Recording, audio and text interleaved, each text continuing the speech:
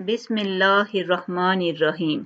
میں آپ کو اختر مورل سٹوریز میں خوش آمدید کہتی ہوں۔ آج میں آپ کو ایک صحابی کی صحاوت کا بے مثال قصہ سناؤں گی کہ ہم جو کسی غریب کو 100 200 یا 20 روپے دے کر سمجھتے ہیں کہ ہم بڑے سخی ہیں اور ہم بہت صحاوت کا مظاہرہ کر رہے ہیں، یہ ایسی صحاوت نہیں ہوتی۔ یہ بھی ٹھیک ہے، تھوڑی سی چھوٹی سی نیکی ہے، لیکن اب میں آپ کو اس واقعہ کے ذریعے بتاؤں گی کہ اصل صحاوت کیا ہوتی ہے اور صحابہ کرام رضوان اللہ علیہم اجمعین کیسے سخی لوگ تھے۔ ایک دفعہ فکر و فاقہ اور تنگ دستی کا مارا ہوا ایک شخص امید اور مایوسی کے عالم میں چلا جا رہا تھا، اپنے قدموں کو یوں کھینچ کھینچ کر اٹھا رہا تھا جیسے کسی ملزم کو تختہ دار کی طرف لے جایا جا رہا ہو۔ اس کا دل بہت دھڑک رہا تھا، کندھے لرز رہے تھے، پیشانی ارک آلود تھی، کیونکہ وہ نہیں جانتا تھا کہ وہ کامیاب لوٹے گا یا ناکام۔ اس کا رنگ اس وجہ سے فک ہو رہا تھا، چہرہ ایسے نظر آ رہا تھا جیسے کسی نے خون نچوڑ لیا ہو، کیونکہ بے بس انسان تھا، ڈائٹ بھی کمزور تھی، تو بیچارہ مرتا کیا نہ کرتا، بیمار بھی تھا۔ بیماری بھی تو اٹیک اسی وقت کرتی ہے جب انسان کی ڈائٹ ٹھیک نہیں ہوتی۔ بیماری نے بدن سے قوتیں سلب کر لی تھی اور گھر میں علاج معالجے کے لیے کوئی پیسے بھی نہیں تھے۔ بڑی مشکل سے وہ کسی ڈاکٹر یا حکیم کے پاس پہنچا اور حکیم صاحب نے نبض دیکھ کر اسے دعا دی اور کہا کہ گائے کے دودھ کے ساتھ یہ دعا کھانی ہے۔ اب وہ بیچارہ جو ایک روٹی کا محتاج تھا، اس کو یہ فکر لگی کہ میں دودھ کہاں سے خریدوں گا؟ دودھ تو میرے پاس نہیں ہو سکتا، تو خودداری اور عزت نفس کی بنا پر میں سوال بھی کسی کو نہیں کر سکتا، کیونکہ سوال کسی سے کرنا پہاڑ اٹھانے سے بھی زیادہ دشوار ہے، کیونکہ یہ وہی سمجھ سکتا ہے جو شریف ہوتا ہے۔ تو شرفا کے لیے یہ سب سے بڑی مصیبت ہوتی ہے کہ وہ کسی سے جا کے سوال دستے دراز کریں کہ مجھے کچھ چاہیے۔ اس لیے وہ کہا کرتے تھے کہ پہاڑوں کی چوٹیوں سے بھاری چٹان کو اوپر سے منتقل کرنا نیچے آسان ہے کسی کا احسان اٹھانے سے۔ تو اب یہ کمائی میں لوگ بعض کہتے ہیں کہ کمائی میں آر ہے، جبکہ ہر صورت کی آر سوال میں ہے، کہ آپ کسی سے سوال کرتے ہو تو اس میں ایک بہت بڑی ذلت ہے۔ خود محنت کی جتنی مرضی انسان کر لے لیکن اس میں کوئی آر نہیں ہے، لیکن کسی سے آپ سوال کرو گے تو یہ ایک بہت بڑی ذلت ہے۔ تو لیکن شریعت اس میں اس وقت اجازت دیتی ہے سوال کرنے کی، اس حال میں کہ کوئی انسان شریعت کسی صورت نہیں کہتی کہ کسی سے مانگا جائے کچھ، لیکن اگر بھوک سے مرنے کا اندیشہ ہو جائے اور مرنے والا کی جو یہ نہ مانگنا خودکشی ہو جائے، تو ایسی حالت میں کہ بالکل جان کا خطرہ ہو جائے، تو یہ ناتواں اور ناچار شخص بھی بستر سے اٹھا کھڑا ہو گیا اور سوچ میں ڈوب گیا، جاؤں تو میں کس کے پاس جاؤں، کیونکہ بخیل اور کنجوس مالدار کے سامنے آدمی اپنے چہرے کی آبرو بھی ضائع کرتا ہے، وصول بھی کچھ نہیں ہوتا، ان سے مانگ کے بھی انسان ذلت کا شکار ہو جاتا ہے۔ کنجوس اور بخیل مالداروں کا معاملہ بھی بہت عجیب ہے، وہ خوش دلی سے مریضوں اور محتاجوں کو تو نہیں دیتے کچھ بھی، لیکن مسکین کو ایک لقمہ تک نہیں دیں گے، کسی کو پانی کا گھونٹ بھی نہیں دیں گے، لیکن اگر چور اور ڈاکو آئیں گے تو ساری تجوریاں کھول دیں گے اور وہ الٹا ان کو مار کھا کے بھی یہ شکر کریں گے کہ اللہ کا شکر ہے ہماری جان بچ گئی، ہماری عزت محفوظ رہ گئی۔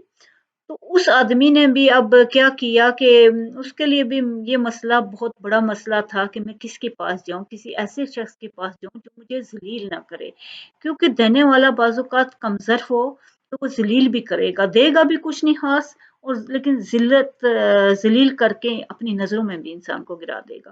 تو باعزت انسان کے لیے یہ بہت مشکل ہوتا ہے کسی کے پاس جائے اور کسی سے کچھ مانگے۔ تو عبداللہ بن عامر رضی اللہ تعالیٰ عنہ کے گھر کی طرف وہ چل پڑے، کیونکہ اس شہر میں ان کی صحاوت بہت مشہور تھی، امید ان کو یہ تھی کہ چہرے کی آبرو رائگاں نہیں جائے گی، اور عبداللہ بن عامر یقیناً سخی اور کریم انسان تھے اور اپنے حلم و کرم میں بہت مشہور تھے۔ وہ کیوں نہ مشہور ہوتے، جب وہ 3 سال کے تھے تو نبی صلی اللہ علیہ وسلم نے ان کے منہ میں اپنا لعاب دہن ڈالا اور انہیں دیکھ کر نبی صلی اللہ علیہ وسلم نے فرمایا تھا کہ اے ابشمیو، तुम्हारा ये बच्चा अपनी शक्ल और शुबहात में तुम्हारी निस्बत हम हाशमियों से ज़्यादा मुशाबिह है, क्योंकि माँ हाशमी थी। मैं उम्मीद करता हूँ कि इसे सैराबी और शादाबी अता की जाएगी, और ऐसा ही हुआ। दुआ थी ना उनके साथ। ये फ़ियाज़ जो माँ की तरफ से हाशमी और बाप की तरफ से अबशमी था, जहाँ कहीं भी बंजर ज़मीन भी आबाद करता तो अल्लाह ताला की तरफ से उसमें फसलें लहराने लगतीं, बारिशें उस तरफ का रुख कर लेतीं, ज़मीन और पानी के चश्मे वहाँ उबल आते, हर तरफ हरियाली हरियाली हो जाती। तो माल मवेशियों के रेवड़ भी वहाँ दिन रात चरते चुगते रहते।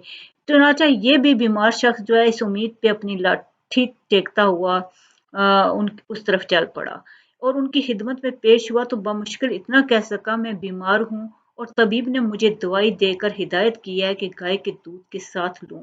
चंद दिन के लिए गाय का दूध अगर मुझे मिल जाए तो। हजरत अब्दुल्ला बिन आमिर रज़ियल्लाहु ताला अन्हु ने सुना तो उनका दिल भर आया। क्यों उनका दिल भर आया? कि मैंने इस बंदे की खुद की मदद क्यों नहीं कर दी। वो अपने आप को कोसने लगे कि ए अब्दुल्ला, तूने इसके सवाल करने से कबल उसकी हाजत का अंदाजा क्यों न लगा लिया था। यूं गवैया हो कि ए शख्स इस वादी में मेरी, उस आदमी को मुखातिब होकर ये कहा कि ए शख्स इस वादी में मेरी 700 गायें चर रही हैं, मैं सब की सब अल्लाह के नाम पर तुझे दे देता हूँ। मरीज ने ये सुने तो उसकी आधी बीमारी तो वहीं दूर होगी खुशी की वजह से, और पसमुर्दा चेहरा एकदम खुश हो गया, चेहरे पर बशाशत फैल गई। लेकिन वो ये सोचने लगे कि ये कैसे हो सकता है कि मैं जो थोड़ी देर पहले एक दूध की बूंद को तरस रहा था, यकदम मैं 700 गाय का मालिक बन जाऊंगा। उसकी उम्मीदों पर ओस पड़ने लगी कि ये कि मेरी खाम ख्याली न हो, या उन्होंने जो कहा है वो मैं गलत समझाऊं। हजरत अब्दुल्ला बिन आमिर कोई कहकर मुकरने वाले तो थे नहीं, और ना ही सस्ती शोहरत चाहिए थी या कोई लालच था। वो बस यानी कि अल्लाह ताला की खातिर ये करते थे, और उनको इस बात का दुख हुआ था कि मुझे जो है इसकी प्रॉब्लम को पहले समझना चाहिए था। तो इस बात से तो उन्होंने अपने मुस्तकबिल की परवाह भी नहीं थी, क्योंकि उनका बिजनेस बहुत बड़ा फैला हुआ था हर तरफ। अल्लाह जिनको देता है उनका ज़र्फ भी बुलंद कर देता है। तो उनको एक वाकया याद आया कि उन्होंने पड़ोसी हजरत खालिद बिन अकबा का मकान 90,000 दिरहम में एक दफा खरीदा। तो शाम में उसके मकान से जो खालिद के बीवी बच्चों के रोने की आवाज आ रही थी। क्यों रो रहे थे? कि क्योंकि उनकी नस्लें वहाँ रहती थी, तो उनको इसी तरह अपने घर से प्यार होता है जैसे शहद की मक्खियों को अपने छत्ते से प्यार होता है। तो बच्चों को उनकी मेहरबान माँ प्यारी लगती है, तो हर किसी को किसी न किसी चीज़ से उन्स होता है। तो खालिद बिन उकबा को जो माली मजबूरियों ने तो ये मकान बेचने पर मजबूर कर दिया, वरना वो इसे बेचने का तसव्वुर नहीं कर सकते थे, क्योंकि यहाँ उनके बचपन से यादें थी बीवी बच्चों के साथ। तो हज़रत अब्दुल्ला बिन आमिर ने उनके रोने की आवाज़ सुनी तो अपने गुलाम के ज़रिए कहा कि इसका सबब मालूम करो कि ये क्यों रो रहे हैं यहाँ पे। उसने बताया कि वो अपने आबाई मकान फ़रोख्त करने पर रो रहे हैं, इस दुःख में कि वो यहाँ से चले जाएँगे। ये सुनकर आपने फरमाया, जाओ और उन्हें खुशखबरी सुना दो, मकान भी इनका है, 90,000 भी इनके हैं। ये ना मैं मकान लूँगा और ना मैं इनसे कोई दिरहम दीनार वापस लूँगा किसी भी तरह के। तो ये सुनकर उनके घर वाले बहुत खुश हुए, और जो अभी भी रो-रो कर बुरा हाल कर रहे थे, वो इतना खुश हुए उनकी फ़याज़ी से और इस बख्शिश से कि वो याद करके इस मरीज़ को भी हौसला हुआ। वो उठा और 700 गाय लेकर हाँक कर अपने घर की तरफ चल पड़ा। तो ये है कि जब इंसान किसी के दर पे जाता है तो उसको कितनी तकलीफ़ फ़ील हो रही होती है, ये सिर्फ़ वो ही जान रहा होता है। हम समझ रहे होते हैं नहीं, वो कोई जो है वो इसी तरह माँगने वाला है या माँगेगा नहीं। जो लोग शरीफ़ुन नफ्स होते हैं वो किसी से कोई सवाल नहीं करना चाहते। अगर कोई मजबूरी उनको ले जाए तो जिसके पास गए हैं उसको भी ये फ़ील करना चाहिए, क्या ये इंसान मजबूर होके आया है या एक आदत के तौर पे। कुछ लोगों की आदत माँगने की हो जाती है। लेकिन कोई भी इज़्ज़त नफ्स वाला शख़्स कभी किसी के सामने दस्ते सवाल दराज़ नहीं करता, और ना ही हमारी शरीयत इसका हुक्म देती है कि किसी से किसी भी सूरत में कुछ माँगा जाए। सहाबा किराम का तो ये हाल हुआ करता था कि वो कोई चीज़ गिर जाती थी तो वो किसी से नहीं कहते थे कि हमें उठा के दो, वो ये समझते थे ये भी सवाल में किसी से बात कहने में माँगने में है। वो खुद उतर के वहाँ से घोड़े से या ऊँट से चीज़ को उठाया करते थे। कि इंसान को इतना इज्तनाब करना चाहिए किसी से कुछ माँगने में। लेकिन जो दूसरे हैं वो अच्छे लोग हैं, वो दूसरे इंसान को हाजतमंद इंसान को उसकी शक्ल से पहचान के जो अला ज़र्फ़ लोग होते हैं वो दे देते हैं, वो अनायत कर देते हैं, वो इस बात का इंतज़ार नहीं करते कि कोई मुझसे आके माँगे। तो हमें भी अपने इर्द-गिर्द ऐसी चीज़ ज़रूर देखनी चाहिए कि किसी को माँगने की ज़रूरत पेश ना आए। बहुत से लोग होते हैं जो सफ़ेद-पोश होते हैं, उनके खर्चे पूरे नहीं हो रहे होते लेकिन वो कभी भी किसी से कभी नहीं कुछ माँगेंगे। तो इंसान थोड़ी-सी हेल्प कर देता है, इंसान के हेल्प करने से कुछ कमी नहीं आ जाती। आप अगर यहाँ तक कि कोई अच्छे सालन पकाते हो, तो देखा करें कि बहुत से लोग होते हैं जो ने इस चीज़ से भी महरूम होते हैं कि वो अच्छी चीज़ पका सकें। तो थोड़ी-सी आप दे देंगे तो आपको कोई फ़र्क नहीं पड़ जाएगा। कोई फ़र्क नहीं पड़ता, अल्लाह ताला की ज़ात बहुत देने वाली होती है और जितना इंसान दूसरों को देता है, अल्लाह ताला उस पे भी उतना ही रहम करते हैं। बहुत अल्लाह आपको बहुत कामयाबियाँ और बहुत खुशियाँ अता करे, बहुत-बहुत शुक्रिया।